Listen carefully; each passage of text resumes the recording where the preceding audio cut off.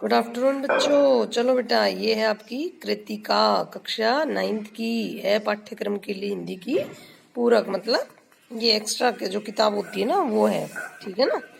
अब देखो, ये हम इसका चैप्टर निकाल दिए। पुरानी बुक है बेटा मेरी, पहले की कभी की।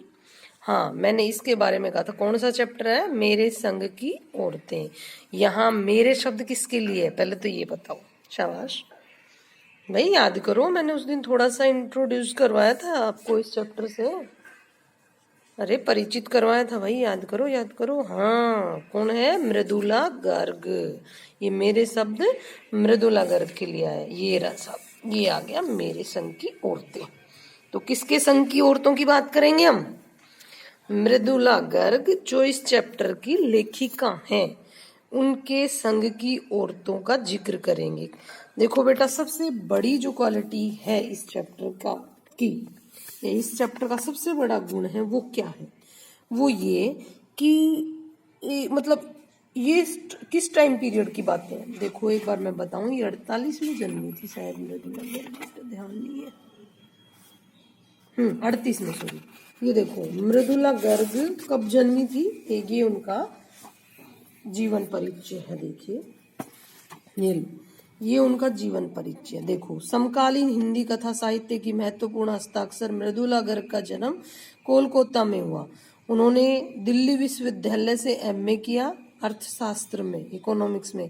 भारत के विभिन्न शहरों में रहने के बाद सन 1974 से दिल्ली में रहकर स्वतंत्र लेखन, कथा साहित्य के अलावा उन्होंने अपने समय और समाज की समस्याओं पर वैचारिक निबंध भी लिखे हैं। मृदुला गर्ग ने कथ्य और शिल्प दोनों स्तरों पर गद्य लेखन को प्रचलित परिपाटी से तोड़ा है।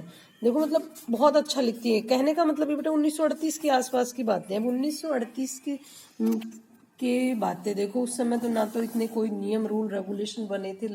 औरतें पर्दों में रहती थी और समाज में औरत को बड़ा उपेक्षित समझा जाता था।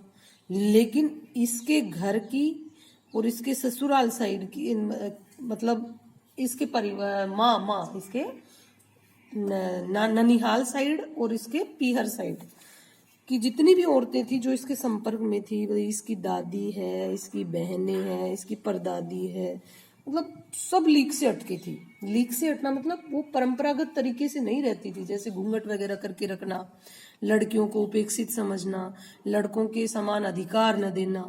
इवन मृदुला गर्ग जब पैदा हुई थी तो इनकी जो दादी थी, उन्होंने भगवान के सामने जाकर मन्नत मांगी थी कि मेरी पतोह को बेटी होनी चाहिए पहली। अब आप सोचो, उस टाइम पीरियड में जब लड़कियों को पैदा होते ही मार दिया जाता था, या वहां उसकी दादी मंदिर में जाके ये इच्छा जाहिर कर रही है भगवान के सामने कि मेरे घर पोती होनी चाहिए, तो है ना लीक से हट के बात। मतलब इनका पूरा परिवार, उस परिवार की औरतें लीक से हटकर थी। सबका व्यवहार किसी न किसी तरीके से हम सबके लिए एक सीख है, मतलब हमारे लिए और इस समाज के लिए एक मैसेज छोड़ता है। इनके परिवार की जो सोच है वो बेटा हमारे लिए और इस समाज के लिए एक संदेश छोड़ती है। उस संदेश से रिलेटेड प्रश्न आएंगे। कैसे? कि भाई लेखिका की दादी ने पहले उसके रूप में बेटी की संतान के रूप में बेटी की इच्छा क्यों जाहिर की? ठीक है, इसकी नानी थी वो एक पर्दा नसी औरत थी, लेकिन जब हक की बात आती है तो वो घूंघट ऊपर करके और अपने पति के दोस्त को बुलाकर अपनी बेटी की शादी की जिम्मेदारी उनको दे देती है। अब ये चीज है ना लीक से हटकर उस टाइम में 1938 के बाद 20 साल बाद भी अगर मृदुला गर्ग ने लिखना शुरू किया होगा तो आप सोचो, मतलब हर चीज हटके है जो परंपरागत नहीं है। उसी चीज को समझने का यहाँ पर प्रयास किया गया है कि हम लोग इन चीजों से कुछ सीखें। मतलब जिनकी एक तरह से सीमित सोच है उसको विस्तृत करने की कोशिश की गई है बेटा। यहाँ पे देखिए, हम इस चैप्टर को पढ़ते हैं फिर बताएंगे।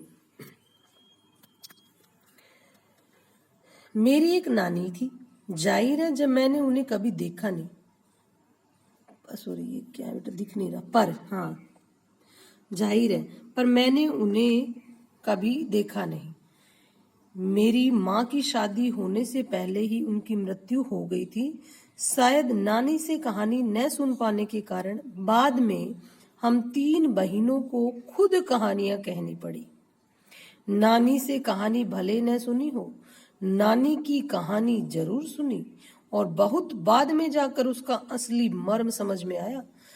पहले इतना ही जाना कि मेरी नानी एक पारंपरिक अनपढ़ पर्दानशी औरत थी, जिनके पति शादी के तुरंत बाद उन्हें छोड़कर बैरिस्ट्री पढ़ने विलायत चले गए थे। कैम्ब्रिज विश्वविद्यालय से डिग्री लेकर जब वे लौटे और विलायती रीति रिवाज के संग जिंदगी बसर करने लगे, तो नानी ने अपने रहन सहन पर उसका कोई असर नहीं पड़ा। न उन्होंने अपनी किसी इच्छा, आकांक्षा या पसंद नापसंद का इजहार पति पर कभी किया। अरे वाह, बहुत अच्छा पैरा है। देखो बेटा, एक बात तो ये कह रहा है मेरी एक नानी थी। जाहिर है मतलब ओबीसी सी बात है भाई, जब मैं हूं तो मेरी नानी भी होगी, क्योंकि नानी के बिना मैं कैसे होंगी। ठीक है, फिर ये कह रहे हैं कि मैंने नानी को देखा नहीं, लेकिन नानी की कहानी जरूर सुनी थी। अब यहाँ से प्रश्न बना सकता है। देखो बेटा, मतलब चैप्टर से रिलेटेड क्वेश्चंस किस प्रकार के बनते हैं। भाई, लेखिका ने कभी भी अपनी नानी को नहीं देखा, फिर भी वो नानी की कहानियां कैसे सुनती थी? अरे अपनी माँ से। भी लेखिका अपनी माँ के जैसे मैं है, मेरी बेटी को मेरी मम्मी नहीं है, ठीक है, तो मैं मेरी बेटी को अपनी मम्मी की बातें बताती हूँ। तेरी नानी ऐसी थी, तेरी नानी का व्यवहार ये था, तेरी नानी वो थी। तो मतलब नानी की कहानियां नानी ना सुनाकर कौन सुना रही है? उसकी बेटी सुना रही है, जैसे मैं मेरी बेटी को सुना रही हूँ। ठीक है, तो इस टाइप से इसकी मम्मी के थ्रू वो अपनी नानी के बारे में सुनती रहती थी। अब कह रही ये देखो, फिर क्या करिए, हम 3 बहनों को खुद कहानियां कहनी पड़ी। नानी से कहानी नहीं सुनी, उसकी एक सजा मिली। कह रही है ये मेरे को क्या, कि हम 3 बहनों को खुद कहानी कहनी पड़ी। मतलब ये 3 बहनें थी बेटा, एक थी वो राइटर नहीं बनी, बाकी ये 3 बहनें थी, तीनों लेखिका बनी, बहुत फेमस लेखिकाएं रही हैं। ठीक है, मृदुला गर्ग और उसकी 3 बहनें, एक शायद अंग्रेजी में लिखती थी और एक हिंदी, ये 2 बहनें हिंदी में, 3 टोटल, और एक नहीं लिखती थी। वो ये कहती थी कि तुम्हें पढ़ेगा कौन, अगर मैं भी लिख लूंगी तो तुम्हें पढ़ेगा। मतलब ये पढ़ रहे हैं, हम लोग पढ़ने वाले हैं भाई, और ये लिख रही है मृदुला गर्ग। ठीक है, तो ये इसकी थी। फिर दूसरी बात, दूसरा प्रश्न ये आएगा। देखो, पहला प्रश्न तो मैंने बता दिया कि लेखिका ने कभी अपनी नानी को नहीं देखा, फिर भी नानी की कहानी सुनने का क्या तात्पर्य है?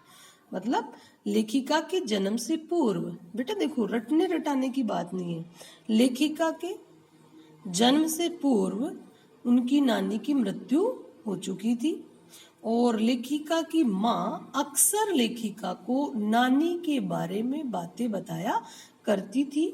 ठीक है, फिर लेखिका की नानी के व्यवहार की क्या विशेषताएं थी, ये भी आ सकता है। तो आप कहेंगे लेखिका की नानी, देखो बेटा ये मेरी नानी पारंपरिक अनपढ़ पर्दानशी औरत थी, जिनके पति शादी के तुरंत बाद उन्हें छोड़कर बैरिस्ट्री पढ़ने विलायत चले गए थे। आज की महिलाएं ऐसे पति कैसे चले जाएं उन्हें छोड़कर, खुद ना भागे साथ साथ, हाँ पति बाद में, पहले मैं चलूंगी, ऐसे कहेंगे। लेकिन नहीं, मतलब इनकी नानी ने कभी भी अपने पति के सामने अपनी कोई इच्छा, ख्वाहिश, ऐसा कुछ कोई शर्तें नहीं रखी। उनकी एक सोच थी, सब अपनी जिंदगी के मालिक होते हैं और सबको अपना जीवन जीने का अधिकार, ये उस टाइम पीरियड की सोच है बेटा। देखो इनकी नानी की सोच, इनकी नानी का मानना था कि हर आदमी अपनी जिंदगी स्वतंत्र तरीके से जीने का अधिकारी है, इसलिए मेरे पति जिस तरीके से जीना चाहते हैं वो जिए, और मैं जिस तरीके से जीना चाहती हूँ मैं जीऊंगी। हालांकि उनके पति उनको कुछ कहते कि तू ये बैठ खाया कर, ये पिया कर, ऐसा पहना कर, ऐसा किया कर, नहीं, इनकी नानी नहीं करती थी, वो अपने तरीके से जीती थी। भाई तुम्हारे जीवन में मैं दखल अंदाजी नहीं करूंगी और मेरे जीवन में आप नहीं करोगे। ठीक है, ये क्वालिटी थी किसके व्यवहार में, इनकी नानी के व्यवहार में, ये बात बता दी गई है बेटा। ठीक है, क्या विलायती रीति रिवाज के संग जिंदगी बसर करने लगे, नानी के रहन सहन पर उनका कोई असर भी, विलायत से आया, ओ गिव मी वाटर, है सिट डाउन, ये वो पता नहीं क्या क्या अंग्रेजी झाड़ने लगते हैं आजकल, कोई थोड़ा सा विदेश जाके आए तो। लेकिन नहीं, नानी के व्यवहार पर उनके जो नाना जी है ना, उनके व्यवहार का कोई फर्क नहीं पड़ा। उन्होंने अपनी दिनचर्या को अपने हिसाब से ही रखा। ठीक है ना, अपने विलायती पति की किसी भी इच्छा को अपने व्यवहार पर हावी होने नहीं दिया। कहने का मतलब ये है, वो अपने तरीके से जी। चाहे विलायती पति कुछ भी कहे, उनकी पसंद नापसंद इसका कोई इजहार उन्होंने नहीं किया। आगे देखो, अब देखो बेटा, पर जब कम उम्र में नानी ने खुद को मौत के करीब पाया तो 15 वर्षीय इकलौती बेटी यानी कि मेरी माँ, किसकी माँ, लेखिका की माँ की शादी की फिक्र ने इतना डराया कि वे वे एकदम मुंहजोर हो उठी। मुंहजोर मतलब जो चुपचाप रहने वाली थी वो एकदम से कड़क के साथ बोली, मतलब बोल उठना। नाना से उन्होंने कहा कि वे पर्दे का लिहाज छोड़कर उनके दोस्त स्वतंत्रता सेनानी प्यारे लाल शर्मा से मिलना चाहती हैं। सब दंग हैरान रह गए। जिस पर्दा नसी औरत ने पराए मर्द से क्या खुद अपने मर्द से मुंह खोलकर बात नहीं की थी, आखिरी वक्त में अजनबी से क्या कहना चाह सकती है। पर नाना ने वक्त की कमी और मौके की नजाकत की लाज रखी। सवाल जवाब में वक्त बर्बाद करने की बजाय फौरन जाकर दोस्त को लिवा लाए और बीवी के हुजूर में पेश कर दिया। ये बहुत अच्छा देखो